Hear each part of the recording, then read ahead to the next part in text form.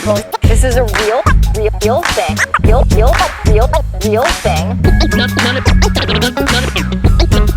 None of you have the balls to stop this. Stop this. I've got plenty of time.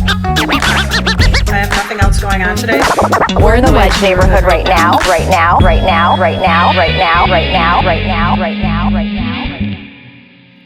Okay, here we go. Welcome to the second episode of the Wedge Lab podcast. Today, my guest is Christa Moseng. Do I have that right? Perfect.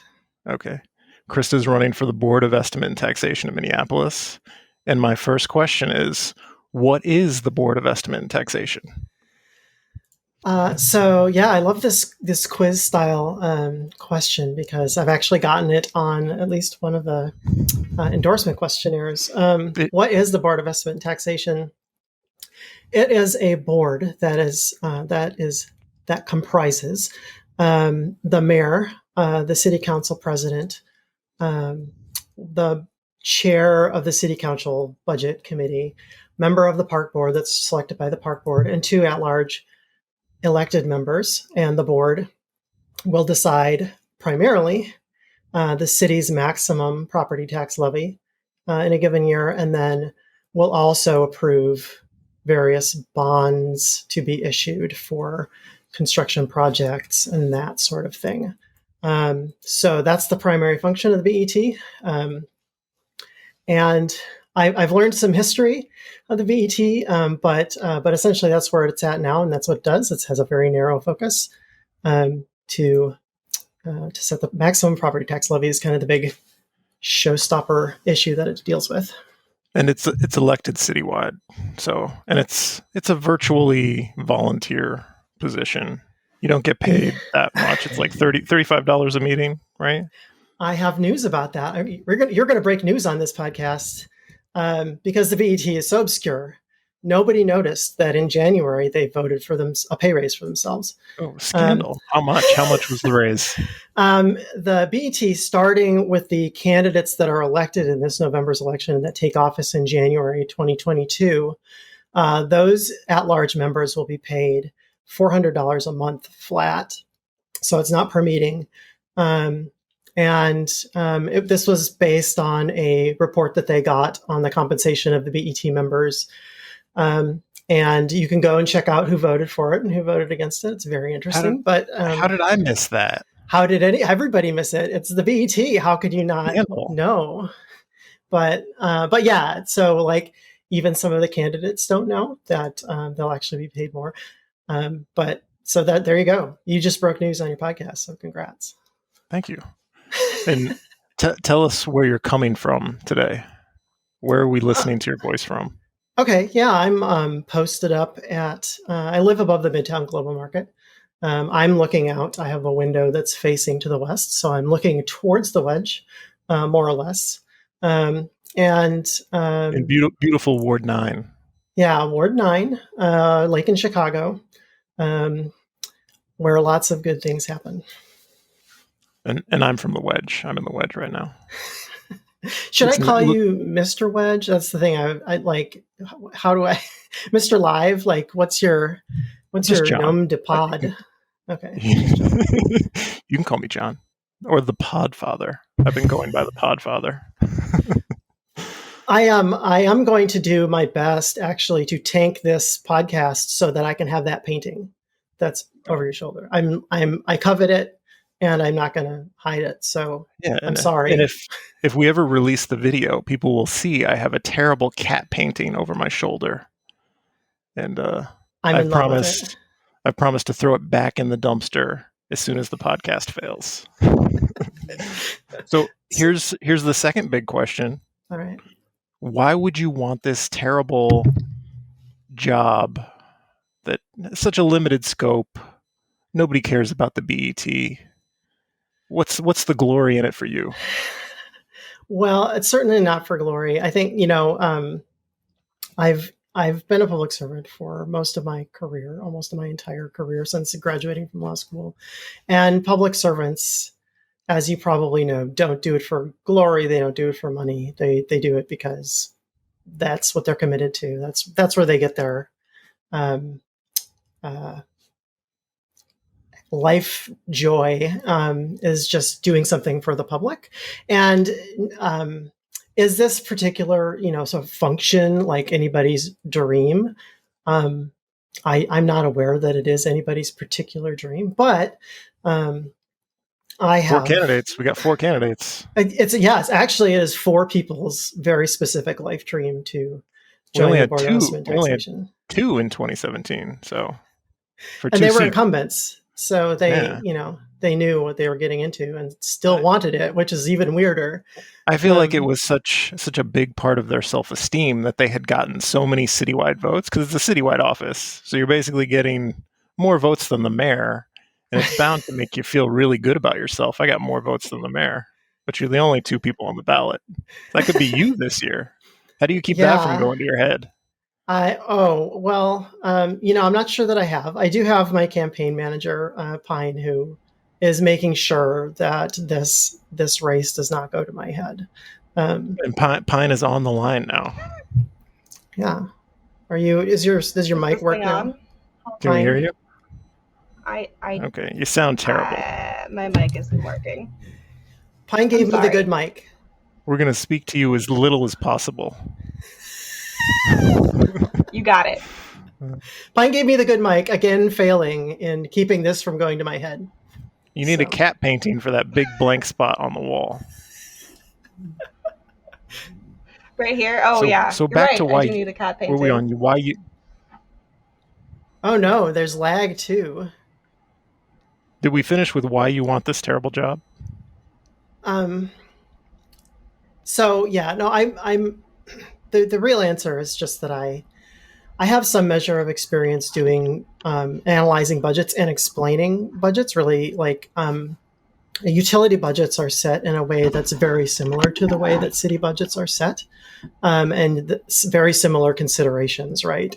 Does the entity have too much debt? Does the are the expenses going to be paid for? Are the expenses needed and reasonable? Which is an interesting question that the Public Utilities Commission decides that the BET does not decide. That decision is not really within the BET's jurisdiction, but whether or not there's enough money and how to get that money is something that the BET plays a role in. So I have some experience. I think that I can contribute to understanding about it, and so I'm hoping to do that.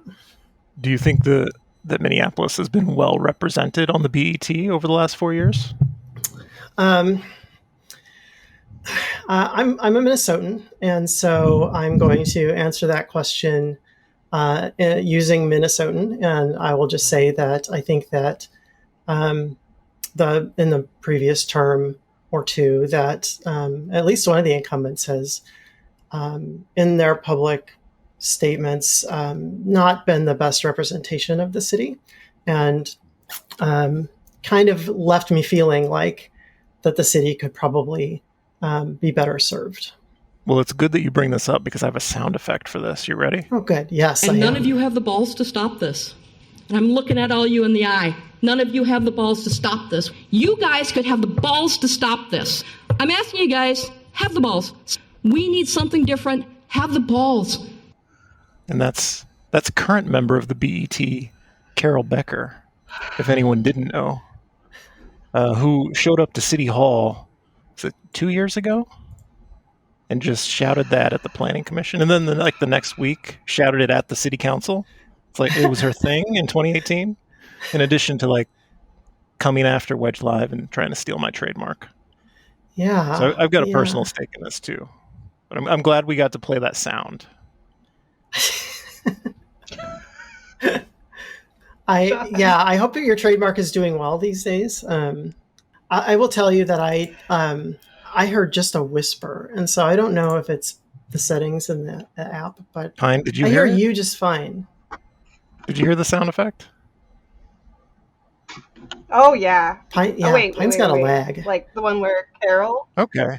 I'm running on a Yeah. Should I play it again? I can play it again if people didn't hear it. And none of you have the balls to stop this. Is it louder now? And I'm looking at all you in the eye. None of you have the balls to stop this. You guys could have the balls to stop this. I'm asking you guys, have the balls. We need something have the different. balls to stop Have this the balls. What's that? Pine wants Okay, you we'll to stop stop. with the sound. I You have need to no have the idea if balls to anyone's stop going to that hear the sound sound. clip. It's going to be dead audio. Okay, I'll stop. I do have two others, although you won't hear them. They're not Yeah, I Carol. don't know And that's what my really problem upsetting is for on Dinky my Town. end, but I cannot hear the sound effects. And that's really upsetting for Dinky Town. But you should still play them because I don't want to take that. I don't want to take that away from you. That's a woman saying it's really upsetting for Dinky Town. That's not related to the BET. And then I have Lisa Goodman. I've got plenty of time. I have nothing else going on today. Lisa Goodman has plenty of time. Nothing else going on today. So. I removed the fart sound effect from the soundboard after the first episode. Okay, you got enough use out of it. Yeah, and you're a candidate. You don't want to appear. You don't want to appear on a podcast that plays fart sounds. What and the Wedge Life podcast would never do such a thing. I'm No, told. not anymore. So, Not after the first episode with wacky radio personalities Wedgie and the Meat Checker. We're done with that. It's gotten much more mature by episode 2. Yeah. Yeah. We're evolving. You got to keep it fresh. That's right. Character I feel like development. are those the only two questions you ask a BET candidate? Yeah. Yes. That's by Here's and another large. one. I got another one. Is it a political, how does your ideology come into play? That's a As a really member of the BET, are you so limited in your scope of powers that does it matter if you like bikes or you like new housing? I love that question because, as I said, I'm filling out questionnaires both for the senior caucus endorsement and for the Stonewall endorsement. I imagine I will fill out others as well. And there's a lot of questions that people want to ask about policy. People want to ask about substance. And a lot of times my answer is that it's not really in the BET's jurisdiction to kind of decide those things. Like the policymaking bodies are the city council, the park board, and the public housing agency. And but that said, I think there's definitely an interest in people who are voting for BET candidates to nevertheless say how they're going to advance their policy goals and agendas. And as you've noticed from Carol, there is a little bit. I don't want to say there's a bully pulpit, but you get a little bit of an amplified voice as an elected citywide representative on the BET, whether or not you have a policy input. But you could go off and sue the mayor over something, right? I mean, just at any moment. You can sue the mayor. You don't have to be elected, even. I don't think. But then the yes. Star Tribune headline says elected official sues the mayor over the budget. That could be you. Yeah, exactly. And I don't know that I would find that fruitful, but you can. I mean, you get your op-eds published. You get people listen. People sit up and pay attention a little bit. So no, I don't think that. So, for example, I've gotten some policy-related questions around housing and around the police, and I really want to say that I would have an effect on those things. But the BET can't act as a line item. You can't bring up the maximum levy to the BET, and I can just say, well, okay, well, I'll give you that, but minus 160 million for the cops, right? Because I can't force the city council to use that money to take it from the cops, right? They can take it from wherever. And so then what happens is they don't maintain the roads and you still have cops. So you don't really have the power to dictate where the money goes once you've approved the levy or whatever the levy is for the year. And one of the things that the current two elected members at large of the BET do is cast protest votes against the levy on the basis of their feelings that taxes are too high, they've grown too much, city's doing too much. So maybe a fundamentally conservative viewpoint, which tends not to matter because the two members of the BET are outnumbered by actual real elected officials. Yes, exactly. From the park board and the city council. Exactly. Not to say you're not running for a real elected office. I've given that some thought, because the two people who get elected to the BET citywide, if you want to have any actual power or influence, you need to cooperate or work with a coalition that's going to go a different direction, right? If you work with one or two of the other members to accomplish something else, that's a way that you can have some influence. Casting protest votes, I guess, will continue to get you elected to the BET, but you won't actually accomplish anything. For 20 years. You've got 20 right. years of protest votes to look forward to. And yeah, I've gotten the sense, and I'm not going to name names because, at least one of these candidates I will be, if I am elected, will be serving with. And, I have to be able to work constructively with whoever that is. And there's also a potential that whoever that is going to be I may get endorsed by the DFL, and so may this other person. And so, I want to not really step on toes at this point in the campaign. But I think it's clear that there are fiscal conservatism issues that it's easier to get elected to the BET if you're a fiscal conservative. That's kind of like what people think it's for, is to just kind of like to be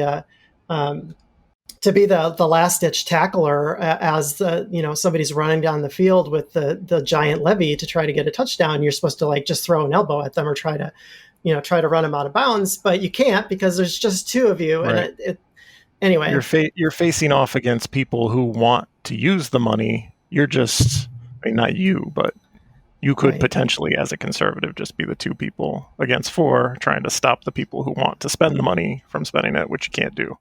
And so, yeah, I think that's how people have used the role in the past. And I would probably wind up having to chart a different course. I'm probably going to run a different kind of campaign. I think I'm not going to affirm people's fears of taxes so that I can get their votes. And maybe that won't get me elected. We'll find out. But that's not where I'm coming from. My perspective is a little bit different than the fiscal conservatives. So here's a real world scenario for you. Here's what I remember of the last term on the BET. Tom Lydon from Fox 9 shows up to City Hall with cameras. He's doing a story on Carol Becker. It's one of those 10-minute investigative stories. And like the big dramatic in the room at City Hall watching the BET operate action is Carol like spouting off. It's a story about stadium subsidies for billionaires. That's the premise of the story. Yeah. Which is a great story, great subject. But the actual issue at the BET that day was refinancing Target Center debt. That's right. I was going to ask you, because I know you were going to remember more about this than I do, but yeah, please. And so the debt already exists. It's not, are we going to subsidize a billionaire? The question is, it already happened, do we refinance the debt so that we can save the city some money, get them a better deal on the debt? And she took the opportunity, because she knew the cameras were there. She did an interview with Tom Lydon. She took the opportunity to make it seem as though she's voting against the debt, which already exists. She voted against refinancing the debt, which would have cost the city money. Fortunately, she's just one member of the BET and couldn't impact it. But that's just an example of the dishonesty we've had to deal with on the BET. Yeah. She was able to hold it up too. Like there weren't enough votes to prevail until the next meeting or something like that. I think it held it up for a month. Yeah.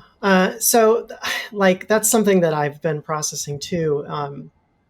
One of the things, so the city issues bonds. The bonds are sold on the market and investors buy them. Investors love municipal bonds because they're tax advantaged and very secure, because municipalities rarely go bankrupt and they always pay their debts. But one of the things that can affect your bond rating is a political climate that makes it impossible to raise the money that you need to pay off your debts. And so when you have people who just think that it's their job to prevent the city from financing the things that it needs, or that thinks that throwing protest votes because it's popular is going to, just to block for a month and make the city pay more for its debt that it doesn't need to, that's going to be good. It's not actually good for the city, because there's a risk actually that investors look at the city and say that place is ungovernable. We can't rely on their bonds, and so we're going to make them pay more to borrow. That costs the city money. So ridiculous shenanigans and stunts like that actually aren't to the benefit of the city. So you're not going to pander dishonestly and cost the city money just to make yourself look good? Am I hearing that?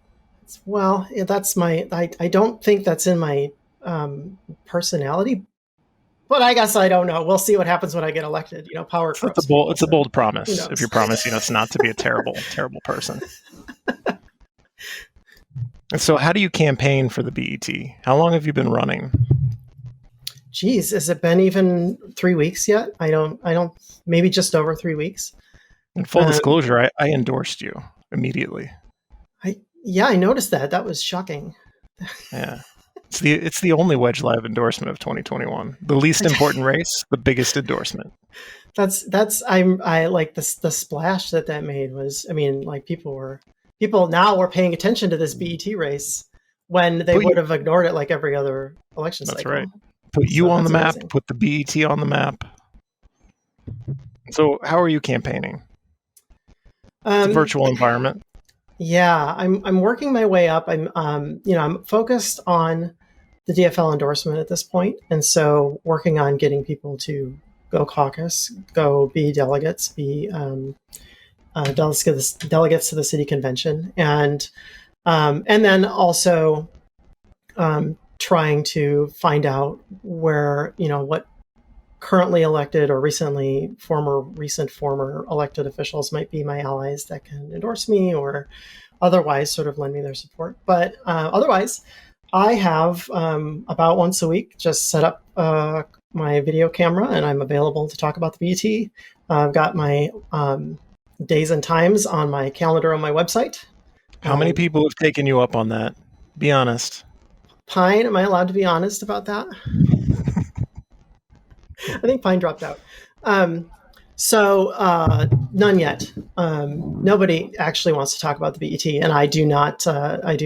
Don't fault them for that. So, if they wanted to talk to you, about the BET, how would they talk to you about the BET?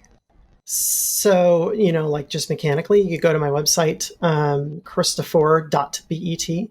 And there's an events page. You can click on it and see when I'm scheduled to be available. You can just pick one of those days and times, and click on the link and be in the room, and I'll be there. If those times or days don't work for you and you just want to chat, feel free to send me a message. There's an email me at the bottom of my webpage link, and just let me know. We can talk. We can set up a time. And here's another thing. You got a .bet domain. I think you're the only candidate this year to have a .bet domain. Yeah, of the four of us that are currently running, I felt like it really spoke to me. And so, I felt like .com was wrong. Like, I'm not a commercial entity. Running for office isn't .com. You could be an org. What's the thought process on not being an org? Well, I guess there has to be more than one of me for me to be an org. I don't know. And I did some research. .bet is intended for gambling establishments, casinos, racinos, bingo parlors. Yeah, Are you a bingo parlor? I can't remember the last time I played bingo, but I am. Like if I could think of a way to make it a fundraising opportunity and people wanted to play bingo, maybe I would try that. But I looked at the statute. It looks like a mess. I don't want to get involved with it mostly. So, and it looks like we've lost Pine, who says dropped out. Don't try to podcast from a 10-year-old laptop.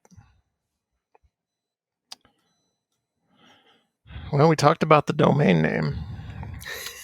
We're at 24 minutes. The first podcast was 75 minutes.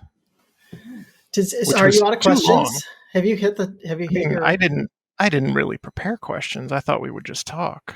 I guess I could plug my voicemail number if people want to call in. You won't appear on this episode, but possibly a future episode. Oh, 612 440 9320. Call and leave us a voicemail. You may have your voice featured on a future podcast. That was. Do you I'm trying to have remember. a phone number? Was that a? I have just my personal cell phone number. I don't have a. Are you giving it out like Jacob campaign Fry? phone number. Well, no, you're not. I don't know. You're Like, I'm not really necessarily opposed to it, but I want to have at least a little bit of an inkling of why somebody's calling me before somebody calls me. Right. Yeah. Maybe once I'm elected, I'll change my tune, but I'm just a candidate right now. I'm just a private citizen. And how are you feeling in 2021? I mean, we're coming off the worst year ever. 2021's been a little better, but it's starting to get bad again. So are you feeling stressed? Yeah. I think I feel like things are trending better. I mean, spring makes me feel that way anyway. The sun's out, and I live at Lake in Chicago, and they are finally filling in some holes and digging out some rubble and carrying it away from my front yard. And that's nice. I've been living with that property damage outside my window for a year. So that's, I have to feel optimistic that things are improving. I would feel good if I wish the state. Out. Sorry. Do we have a lag? No, I'm very awkward is the problem. Oh, okay. Well, that's okay. We don't edit after the podcast is recorded, so that's going to stay in. Good. That's right. Yeah, you're going to cut this, and also I'm going to get that painting because this is tanking. This is terrible. It all stays in. Okay. So, continue. That when you told me that sounded vaguely like a threat too. By the way, so like you're doing a good job, just sort of keeping me in line because I know that I cannot say anything that you will gratuitously cut to save my image or yours. So yeah, that's great. Yeah. Just any number of gaffes we're at risk of making here.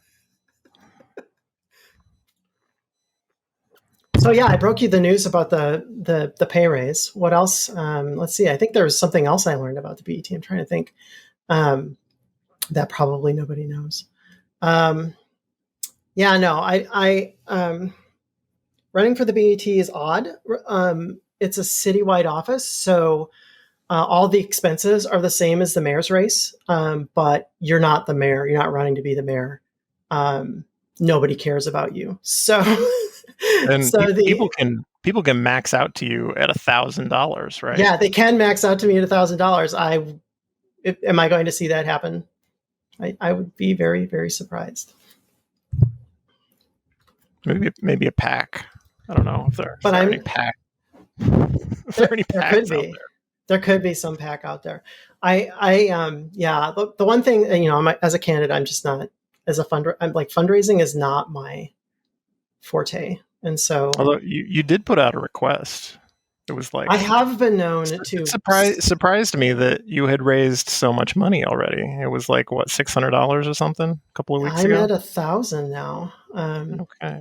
I'm impressed and shocked and humbled, and I don't, I don't know, but yeah, I've just learned how expensive it might be to be, if I get the DFL endorsement, how expensive it might be to be on the sample ballot that is published by the DFL. So, really, how expensive is that?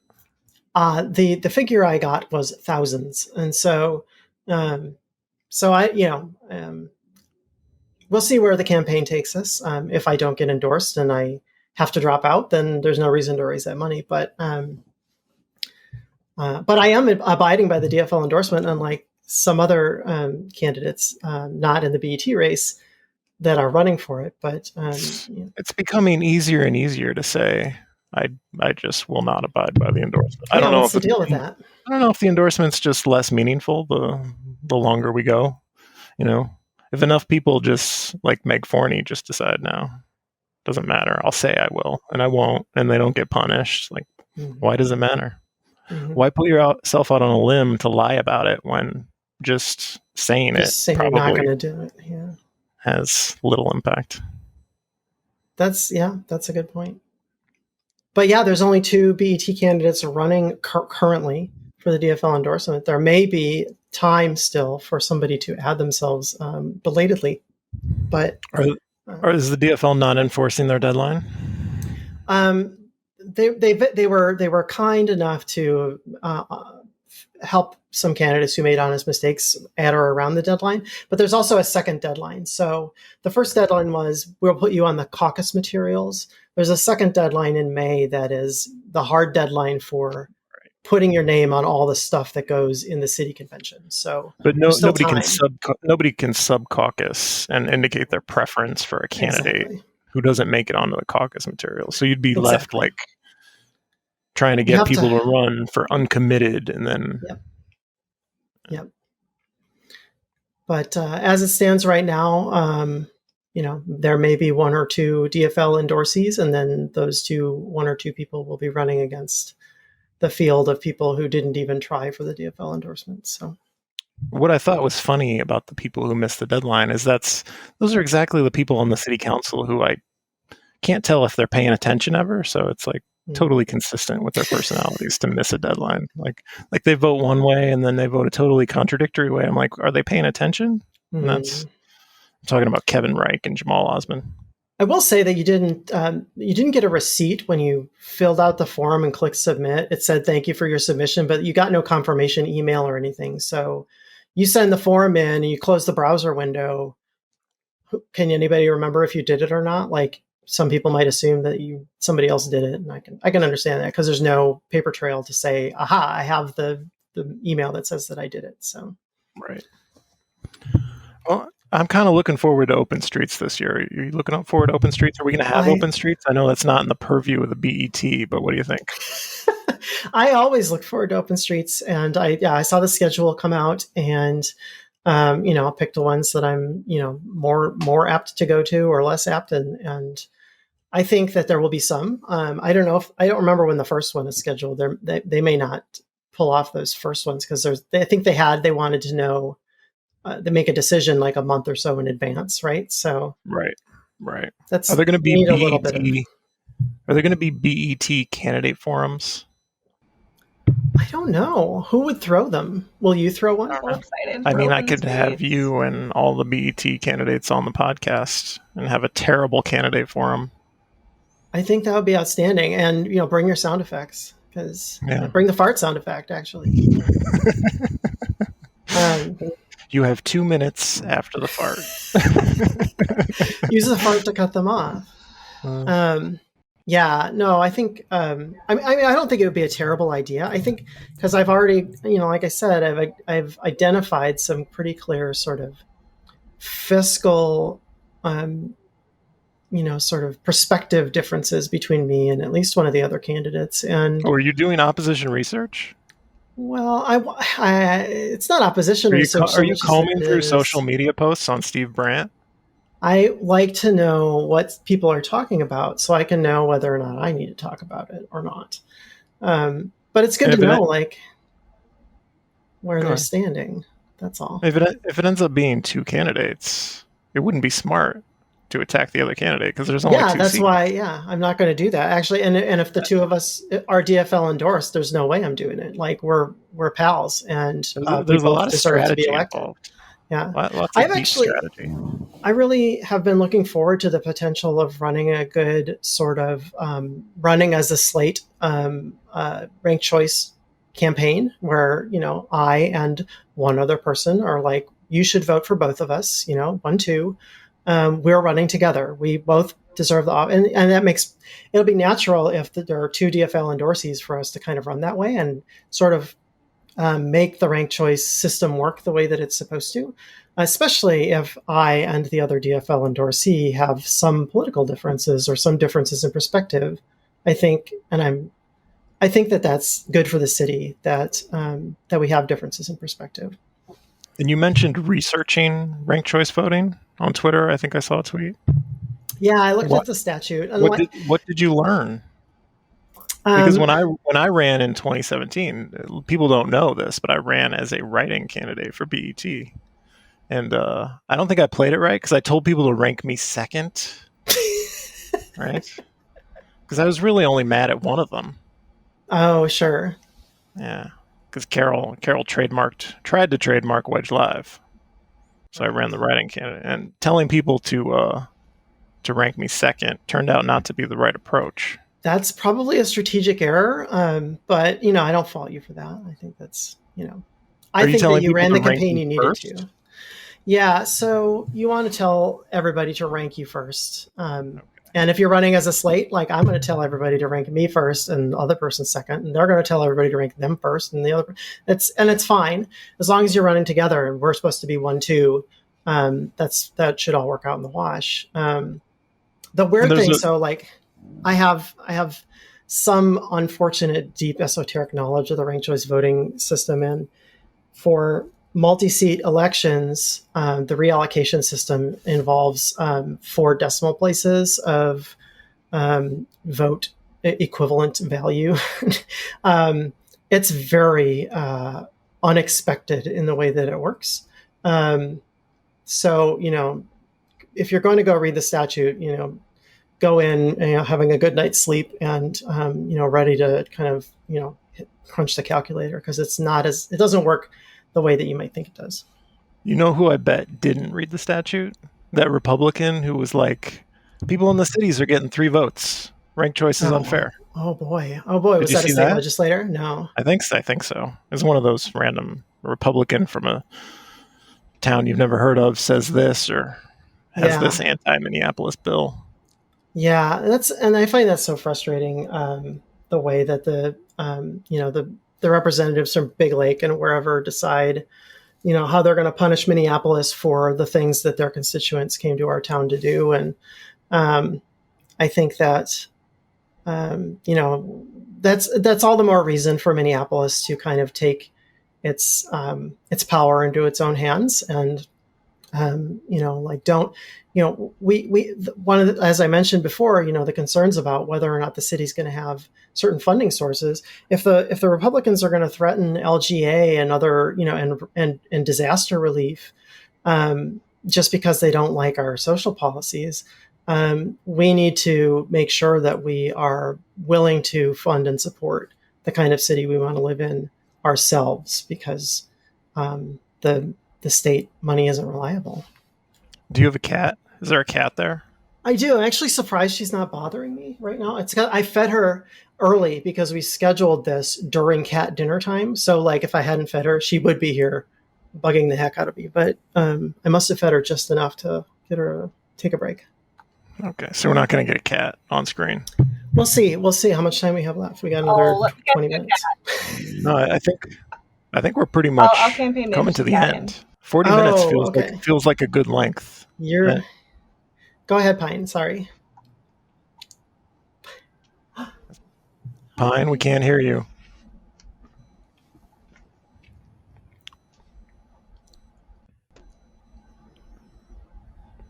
Do you see the cat? No. She's over here. Is it in the sunlight? Yeah, it's in the sunlight. Here, let me. Yes, there she is. Oh. She's got the bright light on her, so it's kind of hard to see. But cat's on her back. Is that what that is? Yeah, that's the cat. Okay. In the sunlight. Yeah. Excuse me. Wow. So you're actually. I've worn you out. I've talked to you about the BET enough, and you've had just about. Yeah, my voice is giving out. Yeah. Okay. I did 75 minutes on the first podcast. Okay. It felt like too much. This has felt like enough. Okay, I can respect that. Would you listen to a 60 or 70 minute podcast on the BET? No. Okay, Pine, do you have anything else to say as the campaign manager before we go? I know you're coming to us from deep in the basement somewhere. Thanks for having us. It's been an honor. Please go to Christa forward.bet.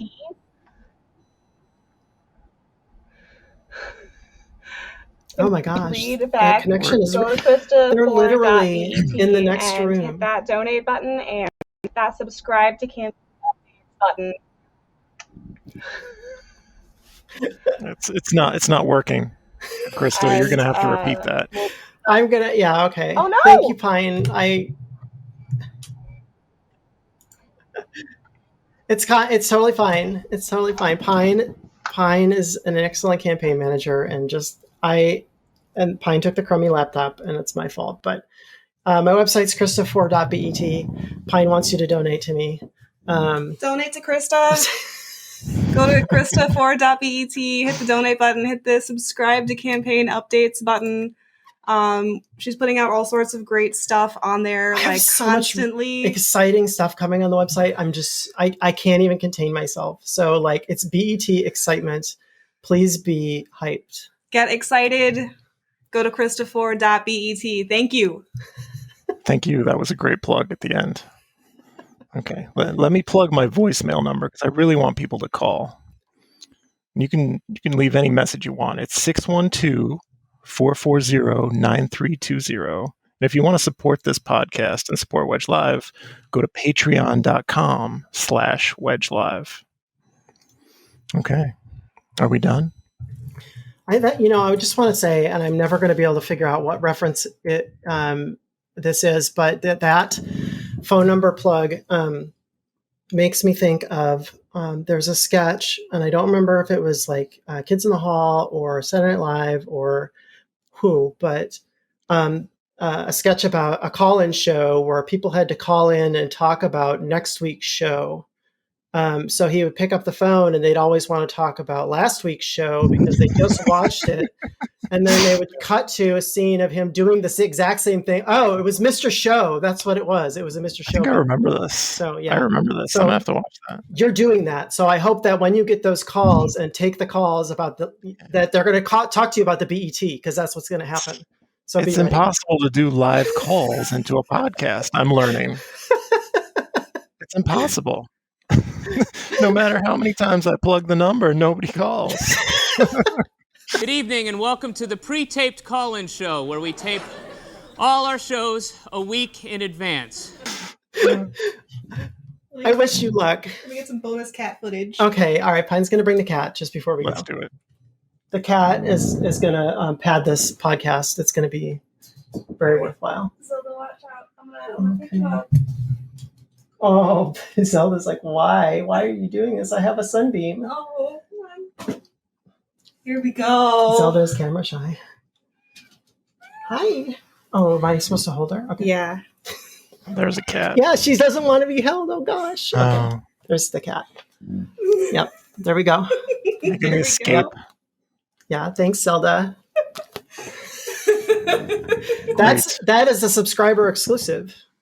Because she didn't make any sounds, so. I mean, I could put the whole video out on YouTube. I could put the whole video out on YouTube publicly. Who knows? Who knows where this is going? Well, thank you so much for having me on.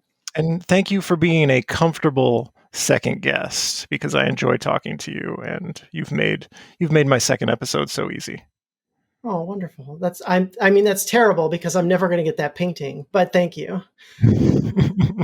Such a success. Okay. I'm pressing stop and we're going to be done. All right. Goodbye. We're rolling. We're rolling. People. This is a real thing. Real thing.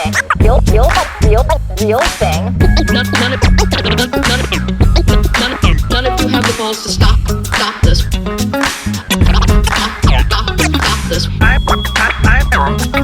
I've got plenty of time. I have nothing else going on today. We're in the Wedge neighborhood right now.